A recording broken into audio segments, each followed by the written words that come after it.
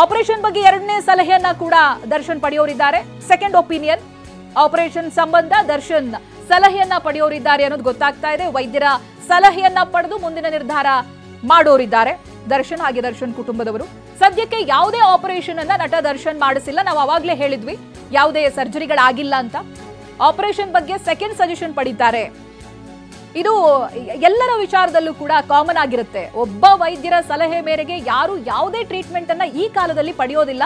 ಯಾಕೆಂದ್ರೆ ಆಪ್ಷನ್ಸ್ ಗಳಿದಾವೆ, ಟೆಕ್ನಾಲಜಿ ಕೂಡ ಅಷ್ಟು ಮುಂದುವರೆದಿದೆ, ವೈದ್ಯಕೀಯ ಲೋಕದಲ್ಲೂ ಕೂಡ ಒಂದ್ ರೀತಿಯಾದಂತ ಅಡ್ವಾನ್ಸ್ಮೆಂಟ್ ಇದೆ. ಹಾಗಾಗಿ ಒಬ್ಬರ ಒಂದು ಒಪಿನಿಯನ್ ಮೇಲೆ ಯಾವುದನ್ನು ಕೂಡ ಮಾಡುವುದಿಲ್ಲ. ಇಲ್ಲಿ ದರ್ಶನ್ ವಿಚಾರದಲ್ಲೂ ಕೂಡ ಅವರು ಸೆಕೆಂಡ್ ಒಪಿನಿಯನ್ಗಾಗಿ ಕಾಯ್ತಾ ಇದ್ದಾರೆ.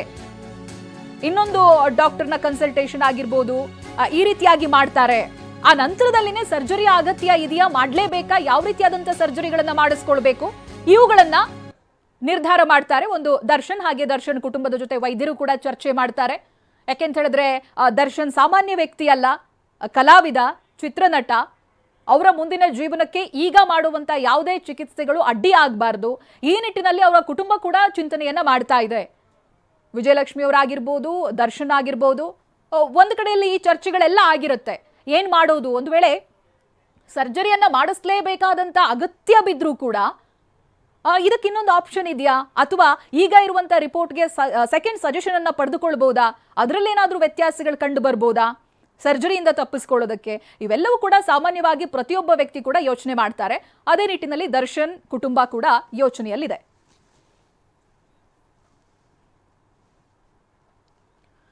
ಈ ಬಗ್ಗೆ ಡೀಟೇಲ್ಸ್ ಅನ್ನ ಪಡೆದುಕೊಳ್ತಾ ಹೋಗ್ತೀನಿ. ಪ್ರತಿನಿಧಿ ಕಿರಣ್ ಡೆಸ್ಕ್ ನಿಂದ ಲೈವ್ ನಲ್ಲಿ ಜಾಯ್ನ್ ಆಗ್ತಾ ಇದ್ದಾರೆ. ಕಿರಣ್, ಇದುವರೆಗೂ ಸರ್ಜರಿಯನ್ನ ಮಾಡಿಸದೇ ಇರೋದು ಇದೊಂದು ವಿಚಾರ. ಮತ್ತೊಂದು ಕಡೆಯಲ್ಲಿ ಈಗ ವೈದ್ಯರು ಪರ್ಮಿಷನ್ ಅನ್ನ ಕೊಟ್ಟಿರೋದು, ಕೋರ್ಟ್ಗೆ ಅವರು ಅಪಿಯರ್ ಆಗಬೇಕು, ಇವತ್ತಿನ ಆ ಬಾಂಡ್ ಸಹಿ ಪ್ರಕ್ರಿಯೆ ಏನಿದೆ ಅದನ್ನ ಮುಗಿಸಬೇಕು ಅನ್ನುವಂಥದ್ದು. ಏನೇನು ಅಪ್ಡೇಟ್ ಸಿಗ್ತಾ ಇದೆ ಕಿರಣ್ ಈ ವಿಚಾರವಾಗಿ? ಚೈತ್ರ, ಈಗಾಗಲೇ 45 ದಿನದಿಂದ ಮೆಡಿಕಲ್ ಏನು ಒಂದು ಇಂಟ್ರಿಮ್ ಬೇಲ್ ತೊಗೊಂಡು ಹೊರಗಡೆ ಬಂದಂಥ ದರ್ಶನ್ BGS ಹಾಸ್ಪಿಟ್ಲಲ್ಲಿ ಟ್ರೀಟ್ಮೆಂಟನ್ನು ತೊಗೋತಾ ಇದ್ರು, ಅಲ್ಲಿ ಫಿಸಿಯೋಥೆರಪಿಯನ್ನು ಮಾಡ್ತಾಯಿದ್ರು. ಆಪ್ರೇಷನ್ ಮಾಡಲೇಬೇಕು ಅಂತಲೂ ಕೂಡ ಅವರು ನ್ಯಾಯಾಲಯಕ್ಕೆ ಹೇಳಿ, ಹೈಕೋರ್ಟಲ್ಲಿ ಹೇಳಿ ಅವರು ಅನುಮತಿಯನ್ನು ತೊಗೊಂಡಿದ್ರು, ಬೇಲು ಕೂಡ ಸಿಕ್ಕಿತ್ತು. ಆದರೆ ಇದೀಗ ಆಪ್ರೇಷನ್ಗೆ ಎಲ್ಲೋ ಒಂದು ಕಡೆ ಅದನ್ನು ಯಾವುದೇ ರೀತಿಯ ಆಪ್ರೇಷನ್ ಮಾಡಿಸ್ಬೇಕು ಅಂದ್ರೆ ಅವ್ರ ಕುಟುಂಬದವ್ರು ಇಲ್ಲಿವರೆಗೂ ಕೂಡ ಒಪ್ಪಿಲ್ಲ.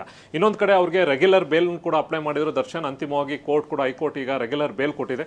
ಈಗ ಅವರು ಹಾಸ್ಪಿಟಲ್ ಕೆಲ ಬಾಂಡ್ಗಳಿಗೆ ಸಿಗ್ನೇಚರ್ ಹಾಕೋದ್ರಿಂದ ಅವರು ಡಾಕ್ಟರ್ ಅನುಮತಿ ಪಡ್ಕೊಂಡು, ಅಂದರೆ ಇನ್ನೂ ಕೂಡ ಅವರು ಹಾಸ್ಪಿಟಲಲ್ಲಿ ಟ್ರೀಟ್ಮೆಂಟಲ್ಲಿ ಇದ್ದಾರೆ. ಜೊತೆಗೆ ಈಗ ಸದ್ಯಕ್ಕೆ ಕೆಲ ಗಂಟೆಗಳ ಕಾಲ ಅವರು ಕೋರ್ಟ್ಗೆ ಹೋಗಿ ಅಲ್ಲಿ ಸಿಗ್ನೇಚರ್ ಹಾಕಬೇಕು, ಸೆಷನ್ ಕೋರ್ಟ್ಗೆ. ಹಾಗಾಗಿ ಅಲ್ಲಿ ಅನುಮತಿ ಪಡ್ಕೊಂಡು ಡಾಕ್ಟರ್ ಅನುಮತಿ ಪಡ್ಕೊಂಡು ಈಗ ನೇರವಾಗಿ ಕೋರ್ಟ್ಗೆ ಅಲ್ಲಿ ಬರ್ತಾ ಇದ್ದಾರೆ. ಅಲ್ಲಿ ಒಂದು ಸಿಗ್ನೇಚರ್ ಹಾಕಿ ಮತ್ತೆ ವಾಪಸ್ ಅವರು ಮತ್ತೆ BGS ಹಾಸ್ಪಿಟ್ಲಿಗೆ ಹೋಗ್ತಾರೆ. ಬಹುಶಃ 2-3 ದಿನ ಅದೇ ಹಾಸ್ಪಿಟ್ಲಲ್ಲಿ ಅವರು ಮತ್ತೆ ಚಿಕಿತ್ಸೆಯನ್ನು ಮಾಡ್ತಾರೆ. ಅಂದರೆ ಚಿಕಿತ್ಸೆ ಅಂದರೆ ಮುಖ್ಯವಾಗಿ ಅಲ್ಲಿ ಫಿಸಿಯೋಥೆರಪಿಯನ್ನು ಮಾಡಿಸ್ಕೊತಾ ಇದ್ದಾರೆ ಅಲ್ಲಿ. ಯಾಕೆಂದರೆ ಇನ್ನೊಂದು ಕಡೆ ಅದು ಮಾಡ್ಕೊಂಡು ವಾಪಸ್ ಆದಮೇಲೆ 2-3 ದಿನ ಆದಮೇಲೆ ಬಹುಶಃ ಡಿಸ್ಚಾರ್ಜನ್ನು ವೈದ್ಯರು ಕೊಡ್ತಾರೆ.